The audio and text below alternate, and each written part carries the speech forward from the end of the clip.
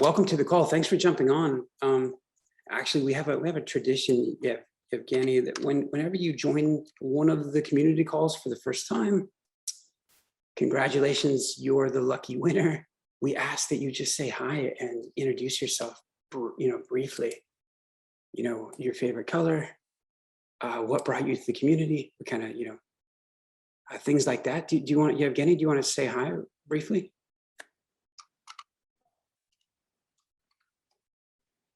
And if not on audio, you're welcome to say hi in chat. I can quickly introduce myself. I'm now working as DevOps. I'm interested in performance measurements. I'm now, for my personal tasks, I'm investigating some performance issue with Istio and Kubernetes deployment as via kubespray. I already have configured one not very special, interesting things. One node, Kubernetes deployed with kubespray. I configured. I don't have configured load balancer, nothing like Metal OB or something like this. I configured Istio as gateway, and the Istio gateway is configured as node port. Also, I configured Nighthawk server from already from Docker Hub images with only config map deployment, config map with config. And for external machine, I have Nighthawk client. And now I'm just interested in how it's work in more general way, just not in hello world. And maybe interested in GPRS GPRS measuring performance. I'm from Ukraine. In my local language, my surname is very similar to word network. That is why network measurements is It was destiny. It was meant to be. Oh, that's cool. Okay. But by the way, is it your first name that is related? My name is Evgeny, Zhenya, if you want to, and surname is Mereshko. Mereshko. Is it Mereshko that means is related to network?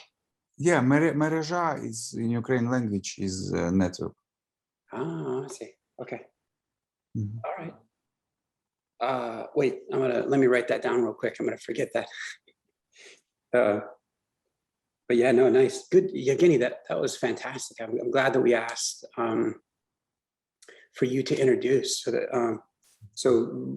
geez, man, refresh my memory. So kubespray. Kubespray is Ansible script for Kubernetes deployment on localhost. Usually it's used for more than one nodes, but in this case, I'm interested in deployment in one node only. It's have more comfort way to configure some additional option. For example, default setting for IPVS, not IP tables for IPVS, or for example, IP list more for nodes. If you have some issue with default setting, it's much easier to convert, make this setting in YAML file. It's really simple. Nice. Yeah. No. Yeah. Sorry, I didn't. I meant to say it's been about 4 years since I've looked at kubespray. The CNCF had commissioned me to do a study back then on the different. Well, how do you clarify? Just deployment tool. Yeah. And kubespray, and I had thought that kubespray was an AWS only. No. Okay, but that's Kubernetes. Yeah, it's just simple as possible. You just need Python pipe 3 install requirements, and then default array in Bash with IP addresses. Make some and generally that's all, and just run or run additional command for create inventory file for Ansible, and that's all. Only one issue exists for one node if it's try to make two core DNS pod in kube system, and I'm a little bit cheating. I just put two equal IP addresses, and it's works as expected. Huh. Nice. Yeah, it sounds like, and one of the reasons that, or one of the nice things about it, granted this data is like 4 years old, is that you get choice of network plugin. So it sounded like you're taking advantage of that. Yeah. Default is Calico is okay for me. I can configure what I want, and nice. Okay.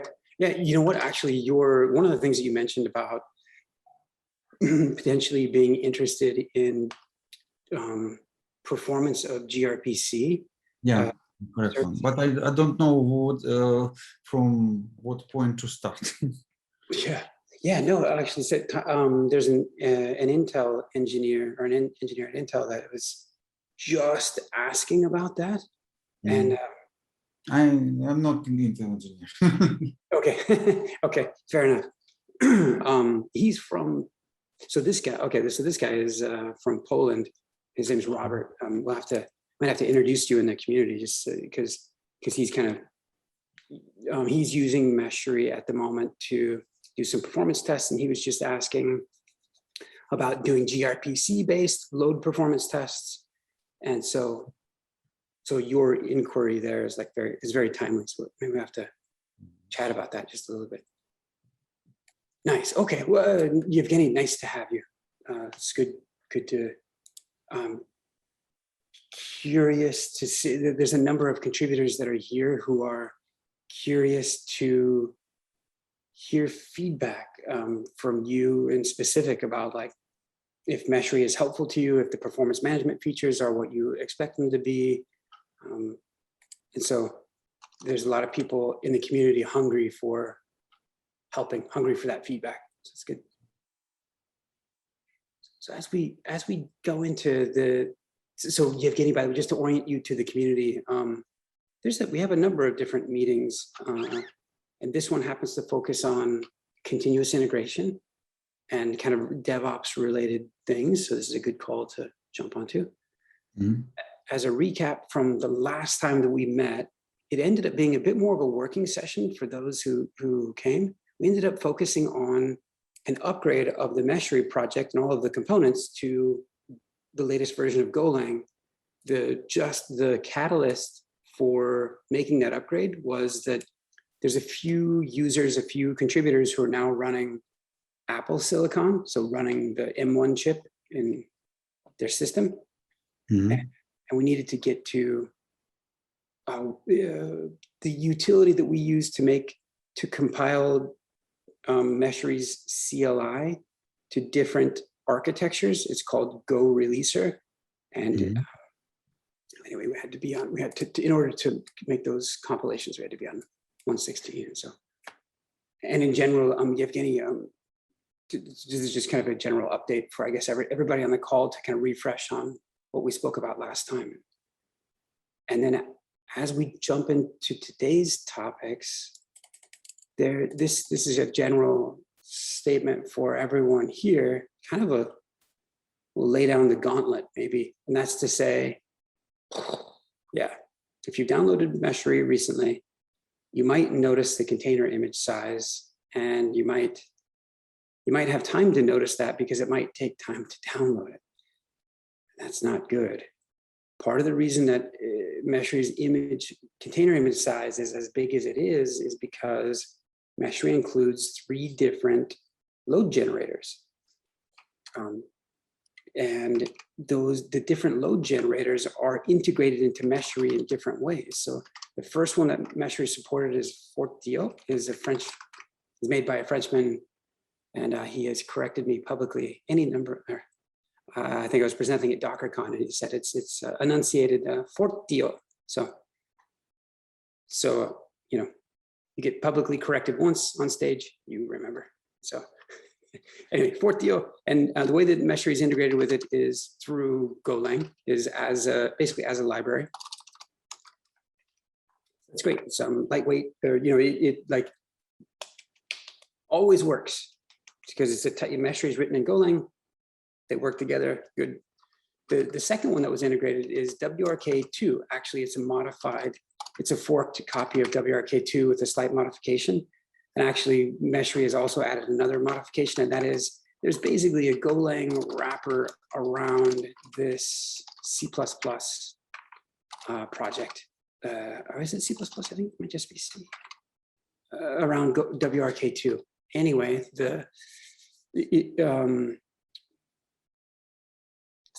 embedding a copy of that binary, WRK2, and having the right build environment is in part why Meshery server's container image size is so large, so that you can run, so it can use that binary to invoke performance tests.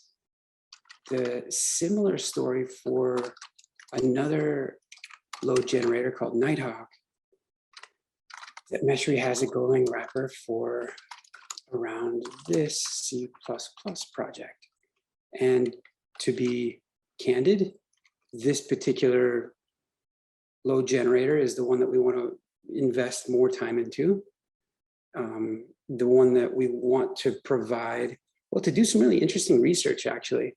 Nighthawk itself is extensible. And so we'll end up having a project to write an adaptive load controller, or multiple of those, for Nighthawk to be able to answer questions like, well, maybe if you're running a set of gRPC services and you're concerned about whether or not you've got your service mesh configured in an optimal way in accordance with your constraints, your performance constraints and your resiliency constraints, because the two kind of counterbalance one another potentially. Like, well, what's the optimal configuration of your environment? Well, based on the services you have, the service mesh you're running, the version of that mesh, the configuration you have, we intend to, Meshery will provide tooling to help recursively run a set of performance tests that feed off of one another, feed off the results of one versus the next, and arrive at an optimization, basically run an optimization routine. And so that project hasn't been done yet, but that's how we're going to enhance Nighthawk. And that's why we have a project called Get Nighthawk, because we're investing in Nighthawk. And that's why Service Mesh Performance, that project, SMP, has as a maintainer, has the core maintainer of Nighthawk. So there's a lot of Nighthawk things going on. One of the Nighthawk things, while we're on the subject, I'll just jump to this very quickly, is that I'll say this, that Meshery has been around for, well, year and a half, a couple of years now. And what issue number are we on currently? We're on 30, way back on issue 131. Back in 2019, we said, hey, why don't we support gRPC-based load generation? And it turns out today, twice in one day, people have mentioned it might be nice to do that. And it's a capability, gRPC load generation is a capability of both Fortio and Nighthawk. And so to add that is not horribly challenging. It's easy and comfortable for me to say that sitting here, knowing that there will be other contributors that will work on it. But in general, it's more about interfacing with Nighthawk and exposing that capability.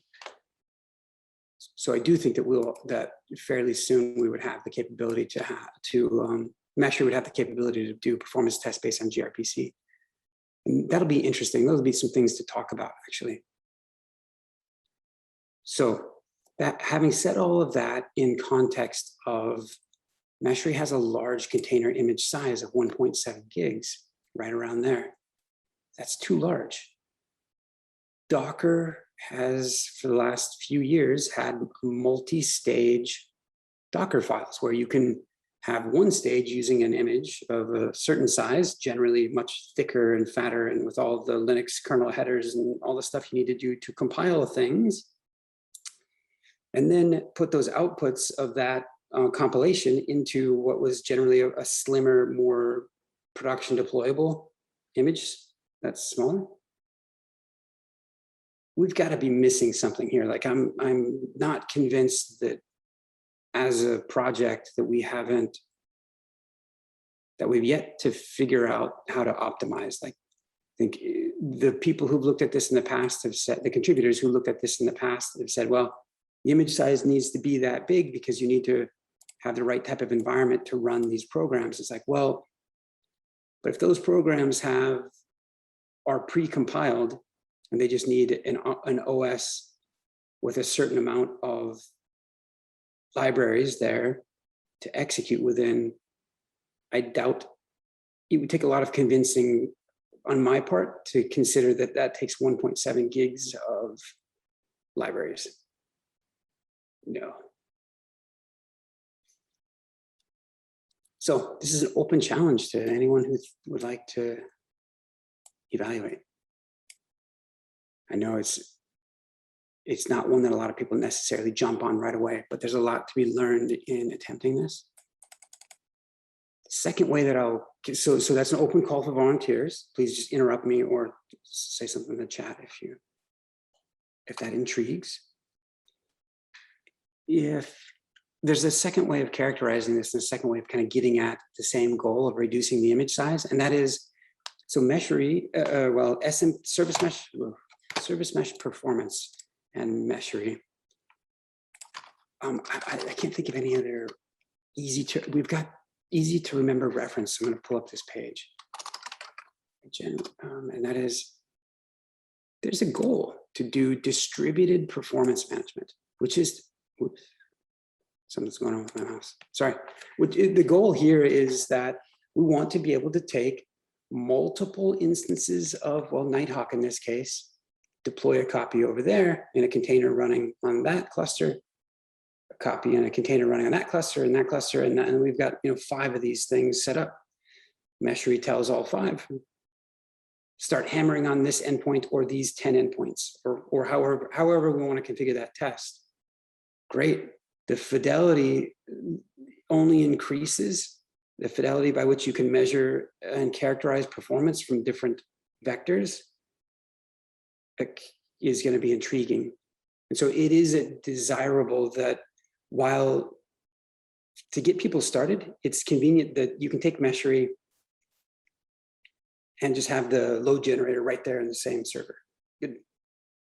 But ultimately we want to facilitate more interesting distributed performance tests. So we're going to need to move Nighthawk into a separate container anyway. And if keeping the precompiled C++ program is what's bloating the image, there's more incentive then to move forward with externalizing it. So, and this is something for all of you to reflect on. I mean, my proposal, like, first of all, I deny the statement that it's 1.7 gigs so that you can have these 2 programs. I'm not buying it, but I could be wrong. The second thing I would say is that let's assume that is the case and there's nothing else to be done to reduce the size of the container image. Like, I think it's untenable. Like, I am surprised people don't complain yet. We haven't really gotten many complaints, but that I would suggest that, well, out of the box and bundled into Meshery server, most people don't know and don't care about the differences between these 3. There are differences. There's a reason why we have 3 of them. There are some of the performance nerds out there, or if I can be so bold as to call Yevgeny a networking performance nerd, because his last name is, born of this, that he might really care, and that's that's good, because that's why we're supporting those 3. But I would submit to you all that the vast majority of the users just want to run a performance test and look at the results and work through them and understand them and, you know, try to tune things. And that supporting just one, what's more important to them is just running the same test consistently and understanding, evaluating, and making changes, tuning. Less important to most people that they're using one load generator versus the next. So what I was going to say is that potentially it's not giving people choice in the way in which they're being given choice today when they run a performance test to choose one of the three, rather just to say, by default, it's this one, unless you want to do distributed load testing, then it becomes Nighthawk by default or something like that.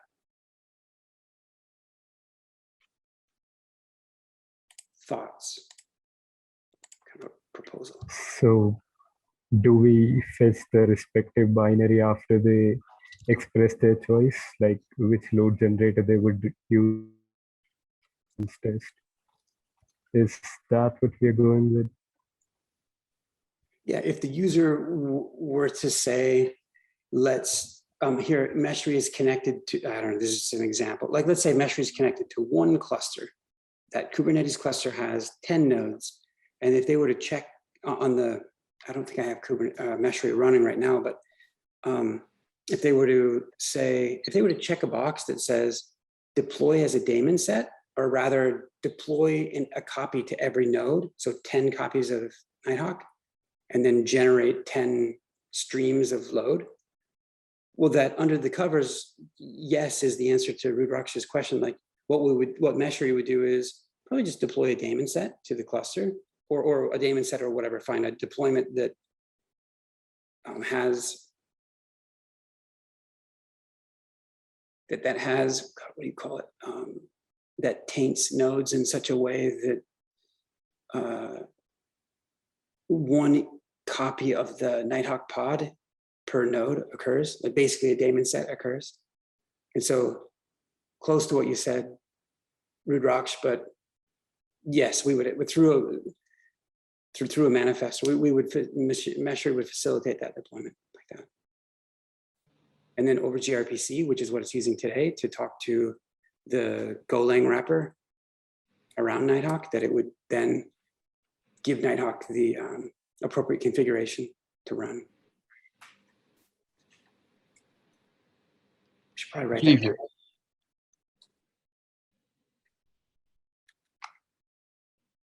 Actually, I have a couple of questions. Yeah. So 1.6 gigabytes, that's the size of the image or the program that you're downloading. So there are two aspects to it, right? First of all, you have the demand on the disk space, right? And the other is how long does it take for the program to actually start running because of the amount of time that it actually takes to download this image. There are two things to this, right?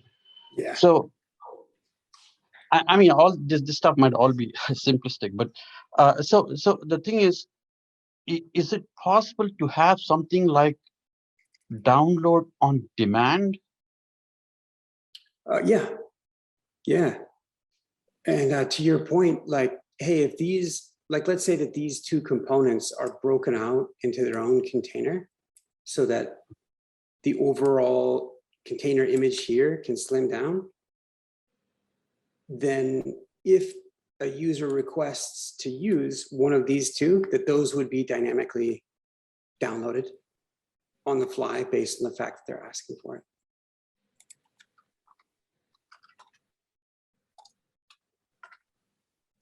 Yeah. Mr. Chatterjee, will you double check that there is an open issue that calls for an evaluation of how we can slim down the other issue that it's time to open, and we might have it open, is basically one that also calls for supporting distributed performance tests. And I think if you search for the word distributed in the issues, you might find one. I'll leave that. Maybe Rudraj.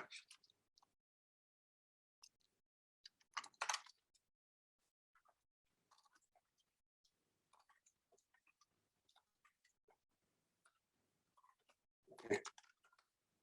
Distributed performance test.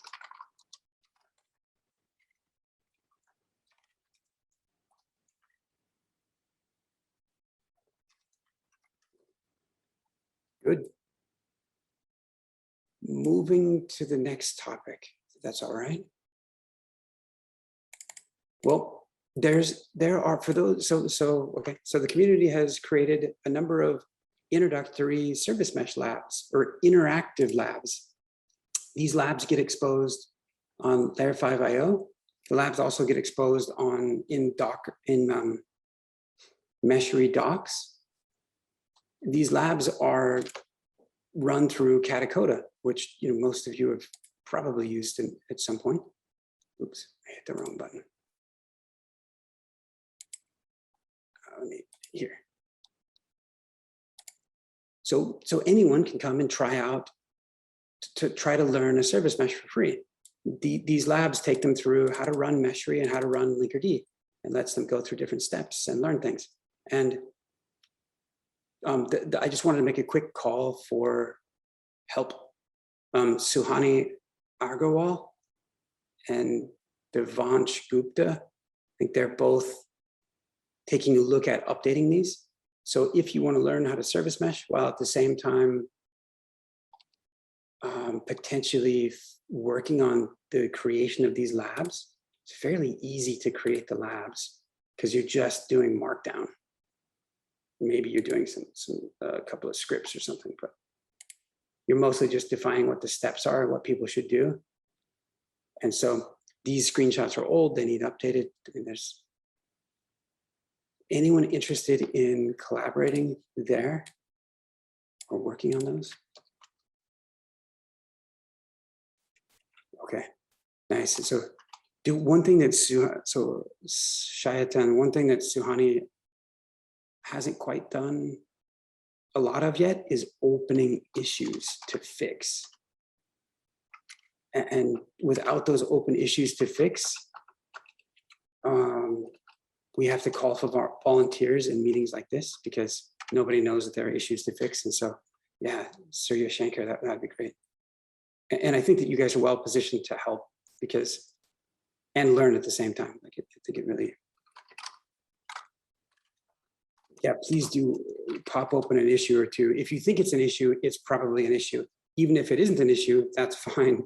Then you'll be shown that it's not. Also, we should probably update the docs that show that, so there's a gal,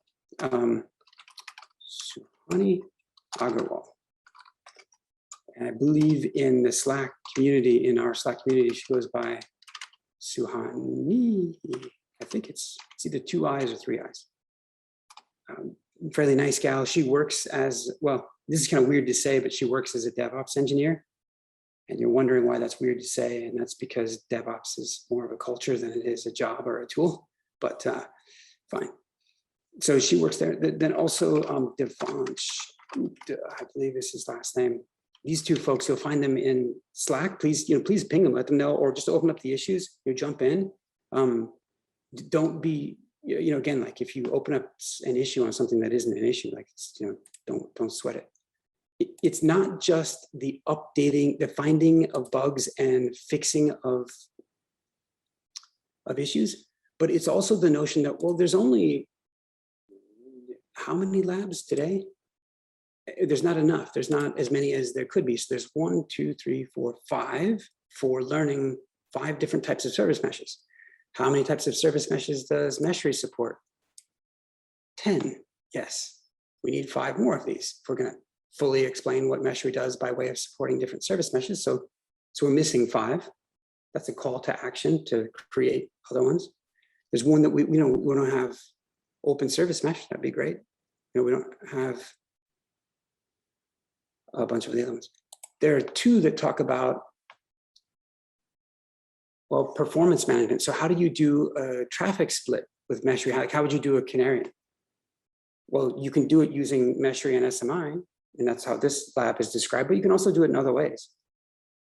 There's a bunch of labs to be created. That's my point. So if you all start to get active there, we'll start to make this discussion more consistent. We'll talk about the labs and things. And does anyone have initial, so just to help, so since there are 3 of you at least that are saying, that are signaling interest, I'll say this. When these labs are exposed in Meshery docs, on layer 5 IO, on, where else are they exposed? On Catacota, catacota.com. Let's see if this even, let's see. Unbelievable. Huh. It's interesting, they're not exposed here. They are though. They are here, like they are up. I'm not sure why they don't come through in the search. That's something for all of you to potentially look at. I guess my point is, when you update the labs here in GitHub, it only takes a minute or 2 before they're immediately updated everywhere else.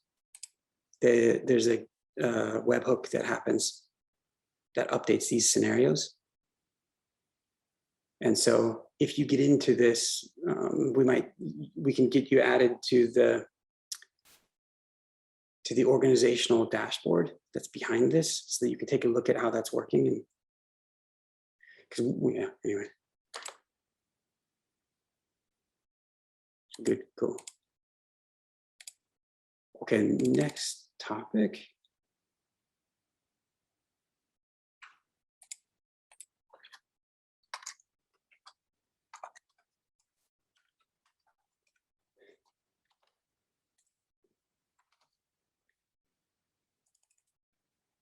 There's a lot of workflows that kick off every day, all day long, all night long.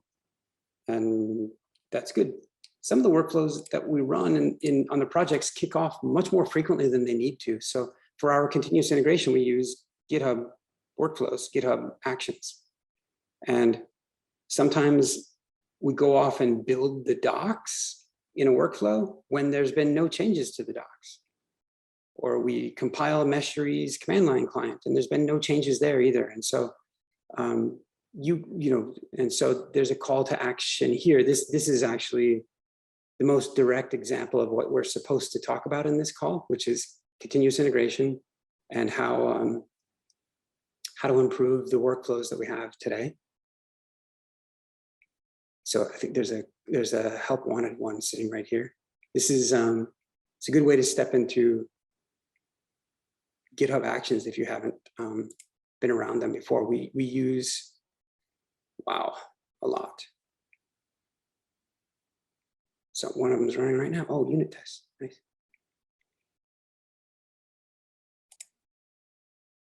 And I won't describe this further because I think, please go look at the issue. Like we need to identify when to trigger each of the workflows, and you can be fairly granular in GitHub workflows.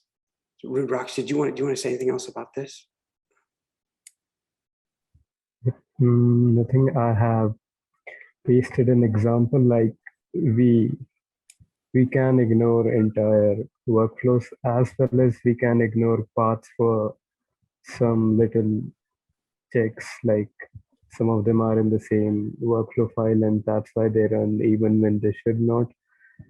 So yeah, they have been included in the issue, but if you still have doubt, I'm always here.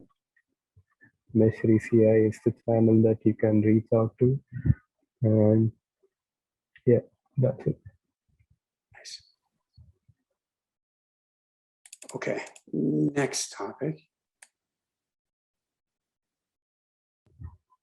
Yeah.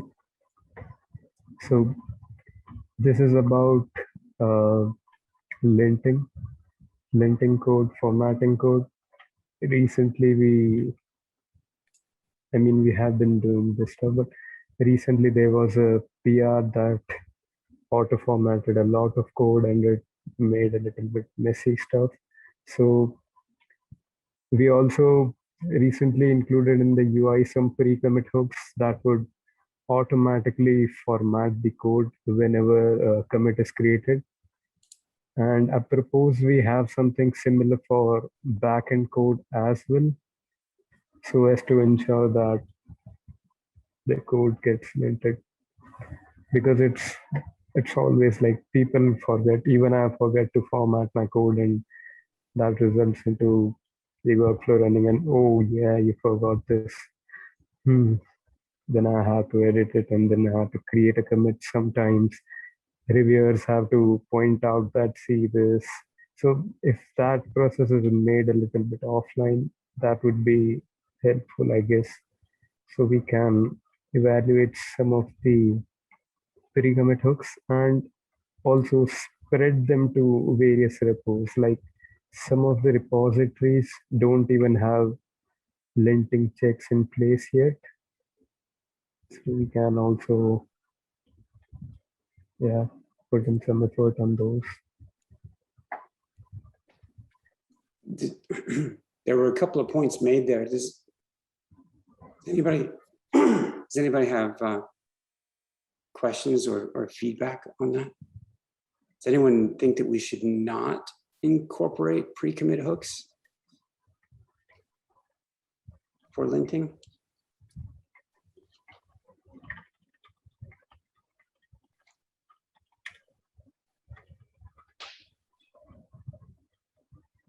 And I say that because I think that we should. I think that we should because of the reasons that Rudrox just said. Spares everyone time.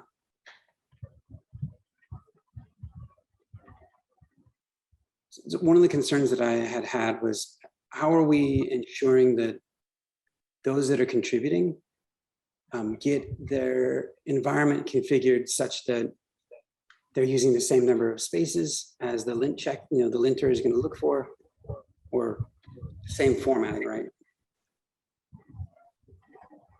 So a little bit I have read on it, and IDs and rich text editors like Visual Studio do come with support for plugins that automatically trigger the pre-commit hooks. Like they have Git integration in them as well. So when you create a Git commit using the editor, it will automatically trigger it. So yeah, some of the editors have it. We can't be very editor specific here. I doubt we can be. So that's a thing to think about. But to the extent, I mean, are some of the pre-commit hooks capable of not just checking for that formatting, but reformatting as needed? So I guess there are. Yeah, which is nice because then, yeah, like you said, not producing IDE specific configurations is nice, because this just happens automatically, irrespective of what IDE that they're using and what linter they might be using. It becomes common. And so, yeah.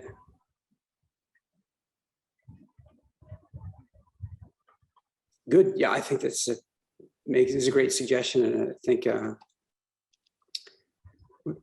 in a related way,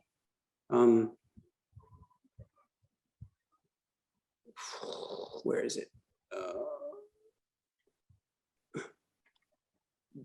The ESLint rules. These apply generally to JavaScript only. Yep. Yeah.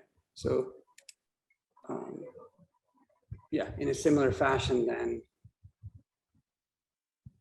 One that applies to Go code only. You can tell, like, it becomes really difficult, like without these types of pre-commit hooks and enforcing a common format, it becomes really difficult on maintainers to train their eyes to what is actually changed.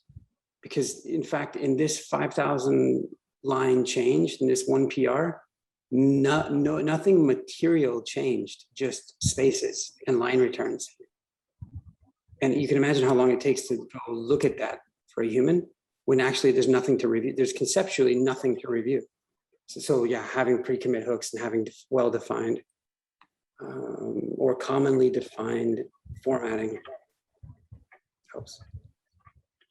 Anybody, were you asking for volunteers on that, Rudraksh, or people who might want to go evaluate and suggest?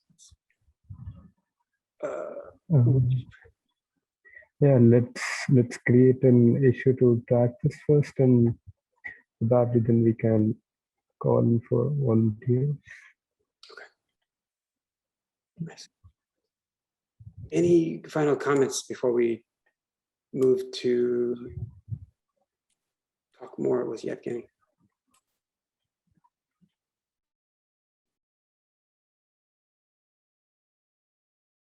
Nice. So, so as we go to kind of wind down the call, Yevgeny, if you don't mind, you know, hey, pleased that you joined today. Thanks for jumping in. It sounds like, you know, the focus of a couple of the projects really falls quite in line with the things that you were, you know, concerns of things that you were looking at.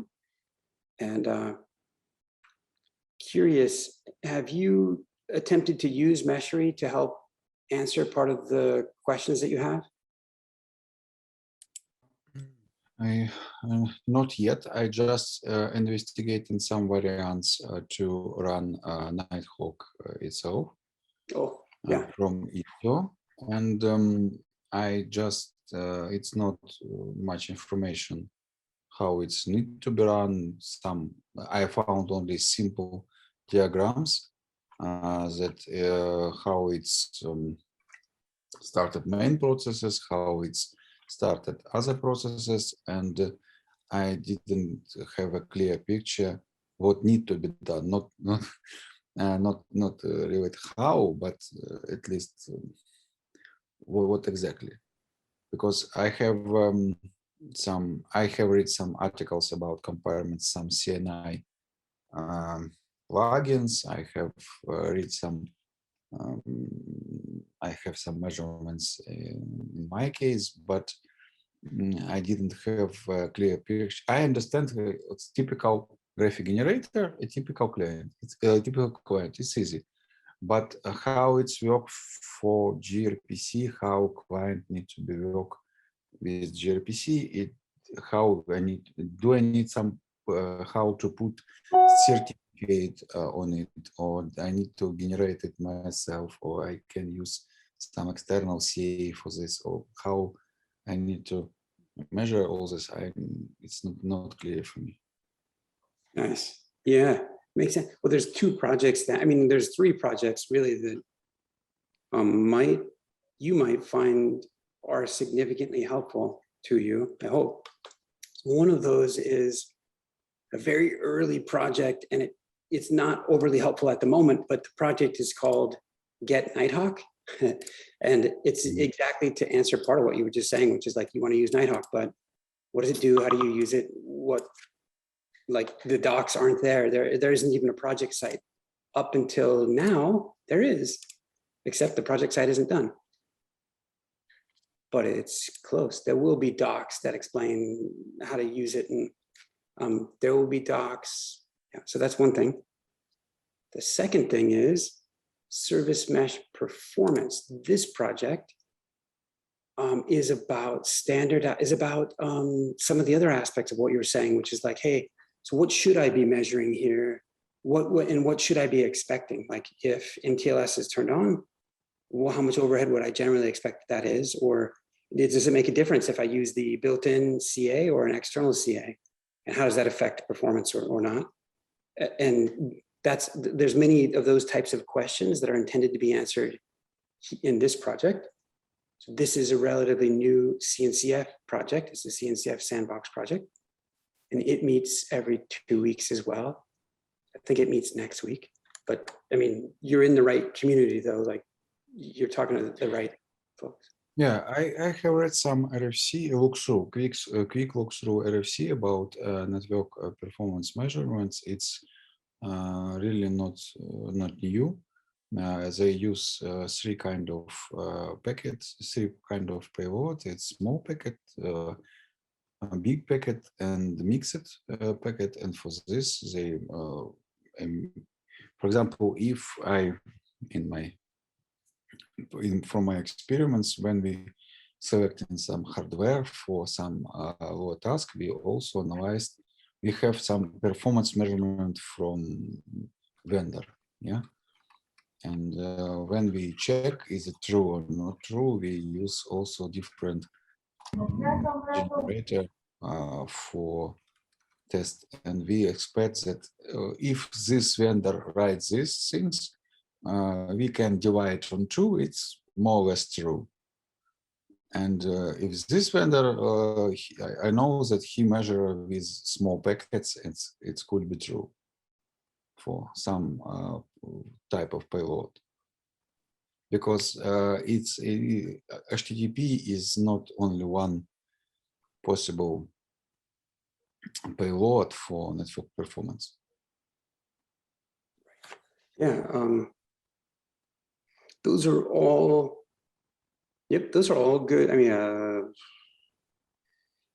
you need if you can, I encourage you to join the next SMP meeting, the next service mesh performance meeting, because that's like part of what that project is trying to do is identify, like espouse some of those testing practices, publish some vendor agnostic research about how you know if you're doing it right, or if your infrastructure is running well or not. How does it compare?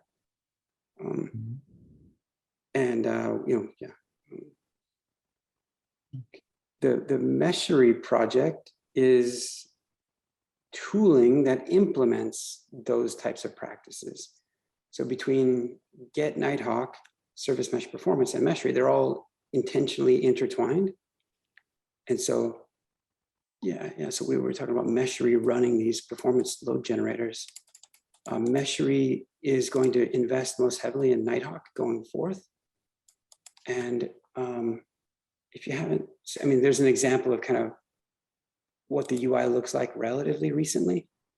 The Meshery UI here out on, so you can create different performance test profiles, save them, run them, look at analysis, the characterization between the differences of those tests.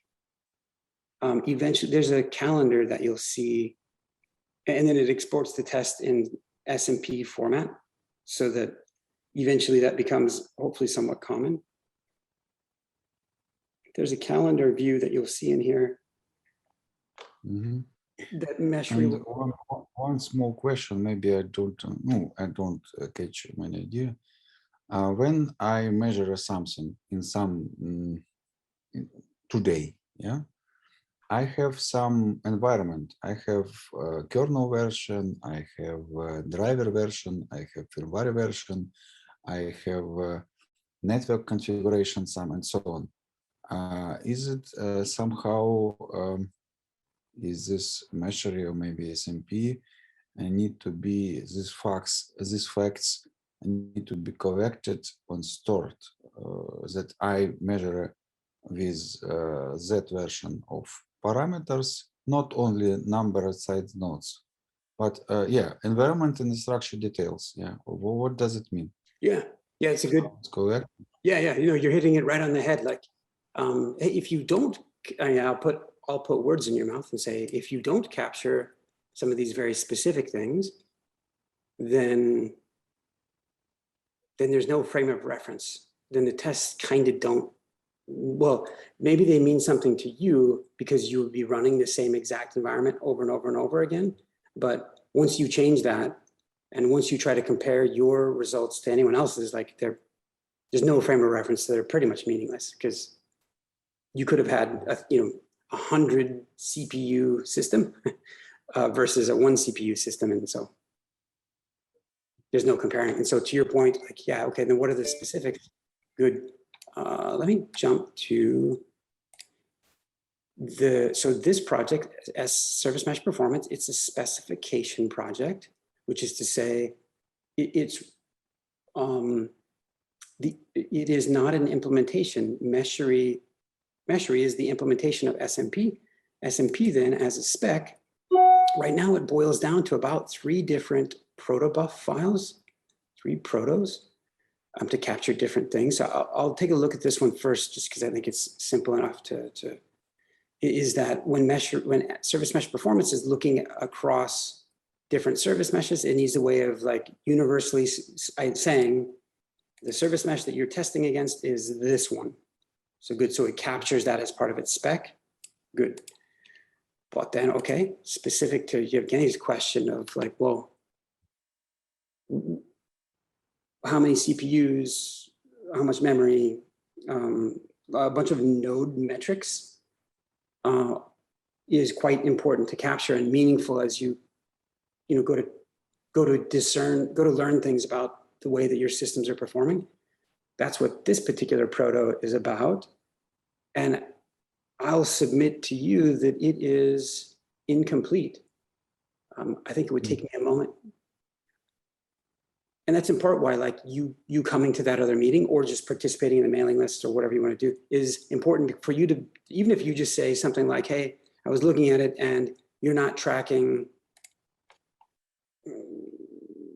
the difference between CPU sockets and CPU cores. Or maybe it's fine because you're using millicores, so it doesn't really matter, and that's okay as a universal measurement, or not.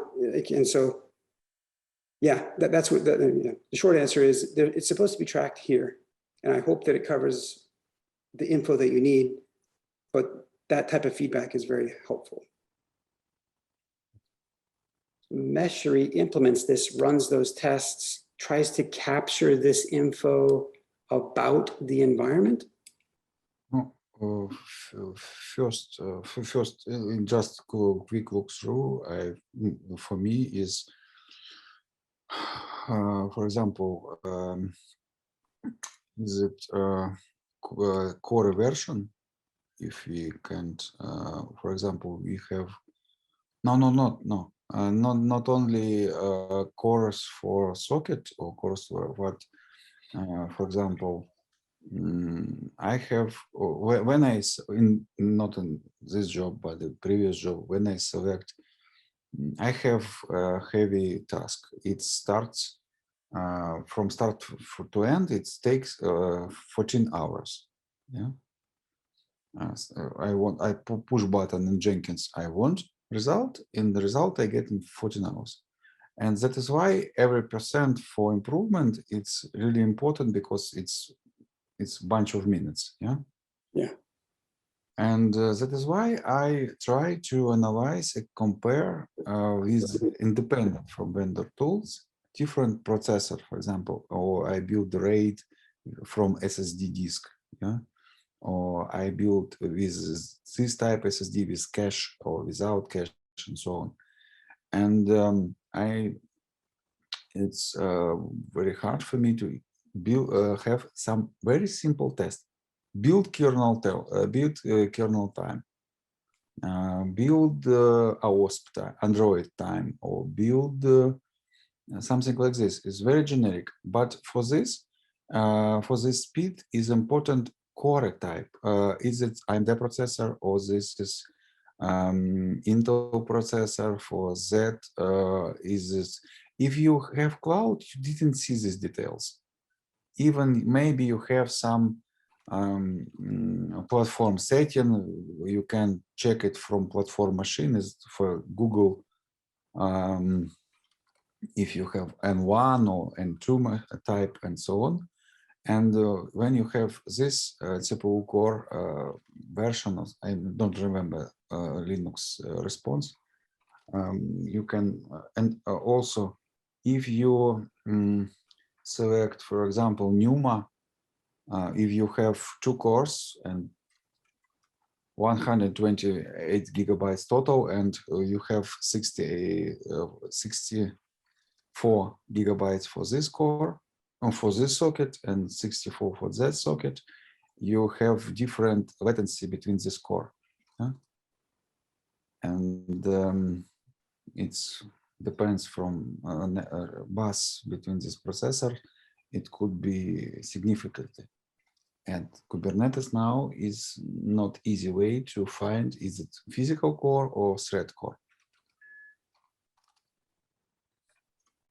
Yeah, right. I Yeah. heard about some Intel projects. It's from May from CNCF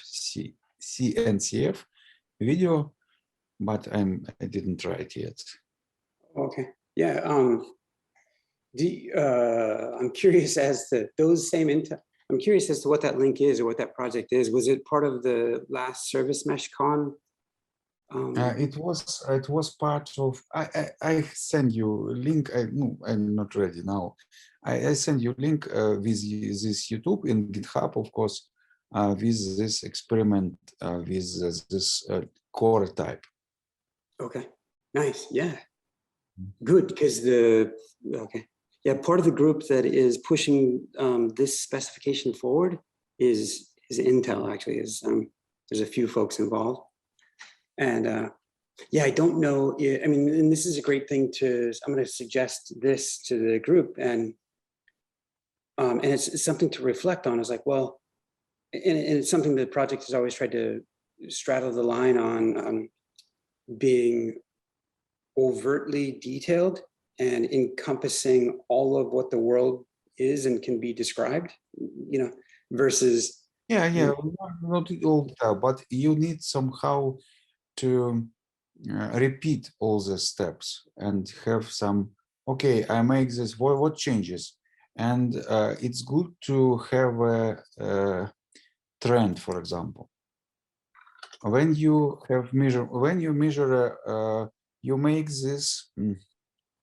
You make some merge, yeah, in general code, and after this you measure performance. Yeah, it is really useful to have a trend. Is it get worse or get better? Not about process, about CPU. You just put your code in site in some services and so on. You measure before and measure after. Is it get worse or get better, or nothing change? Right. So I get that concept of like baselining and then just tracking over time. Yeah, some baseline and change plus or minus. Just Yeah, absolutely. So I don't know if this is gonna. Let's see. Yeah, that's one of the things that Meshery attempts to. So SMP and Meshery attempt to do kind of out of the box or now and support now. If we look at this, it will show us that briefly. It'll show us that you can run a test, go back to it, run a few tests, look at the details of that. And you can then compare, you can, hold on, this is pretty, you can select two of them and compare their difference. So you can run the same test, same environment, and in a human manual way, look at whether you're looking at it visually in a graph or you're looking at it in tabular data, like under the same circumstances is my P50 or my P99 or whatever you want to, whether it's my latency or my throughput, are either the two of those improving or regressing. It directly tries to help in that regard. Ultimately, there's enhancements that we'd like to make that it would have simple anomaly detection in there that would say, hey, look, we think that you're regressing, or even if it's like stupid detection where it's just like this number is less than that one, it might be helpful as well. Because part of what people might want to do is, like, if you're doing a 14-hour Jenkins CI build, that you might want to just, so one of the, a couple of community members, Rude Rocks included on the call, has written an integration into GitHub's pipeline, a GitHub action, to be able to run a performance test, get the results in your pipeline, so that from the CI workflow, you can do an assessment as to whether or not you're going in the right direction.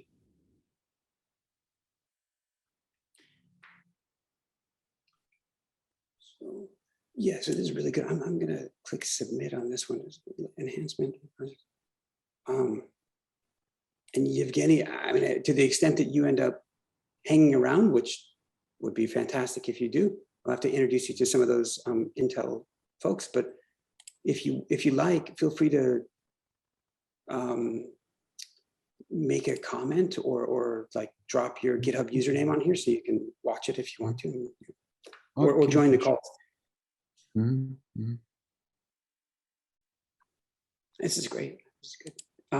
Yevgeny, I don't think it would be difficult for you to identify other areas of additional detail that are like quite reasonable. I think like it's quite reasonable to want, because it is meaningful, like the difference between these two as an example, how easy it is to get to some of that.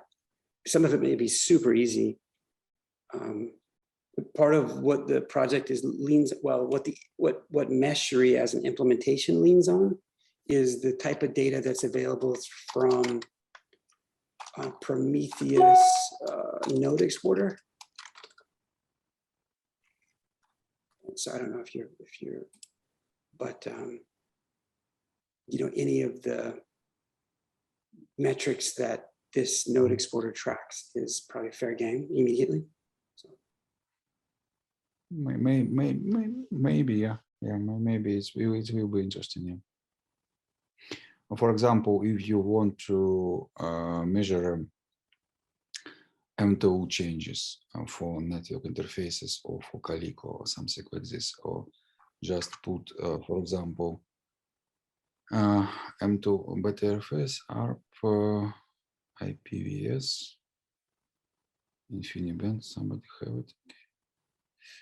For example, I didn't see netstat. No, maybe. For example, when you try to make little speed up for your network, usually developers start from M2 and MSS. Yeah. And for example, they have standard M2 or have M2 from 10 gigabits usually used, and so on, maybe biggest one, or how it's other details not very often used, for example, SMP affinity or something like this, but maybe how many rules we have in Calico, how many rules we have in some other net filter. Right. Yeah, right. Maybe if you have 10 rules, okay, we have 1,000 rules, okay, and how many rules we have, it's maybe just as idea. Yeah, this is maybe it's exported from CNI somehow. Okay, yeah, that's a good, like, yeah, I was gonna say, this is kind of part of where we'd struggled in the past is like, well, okay, so should we have something that first class captures the number of Calico rules, or what if they're running any of the other CNIs?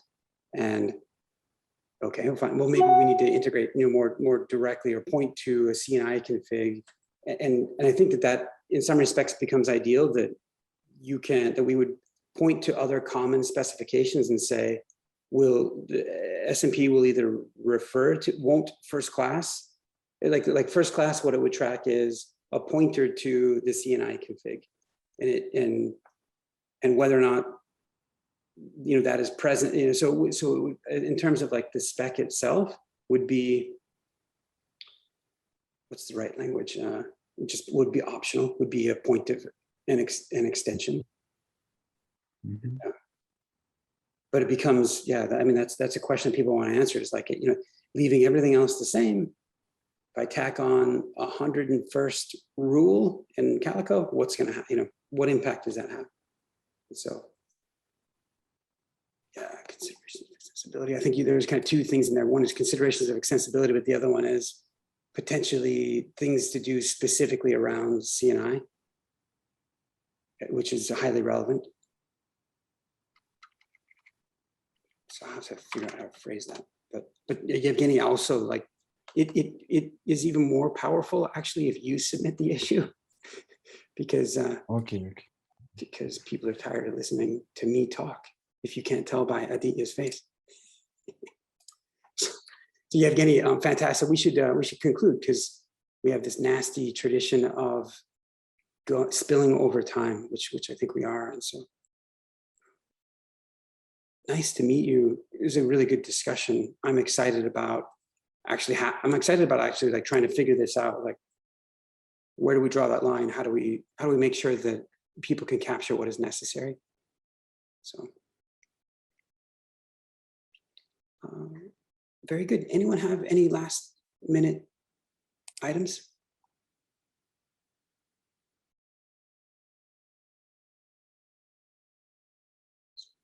Good. Rudraksh, just, it sounds like you've got a big +1 on gRPC. Cool. Okay, nice to talk to you all. Good to have a bunch of people excited about working on the service mesh labs. That's neat. The Ukraine. Yeah. And so, yeah, so sorry, I was just answering Adina's question. So Adina, you're the closest to Yevgeny physically, I think.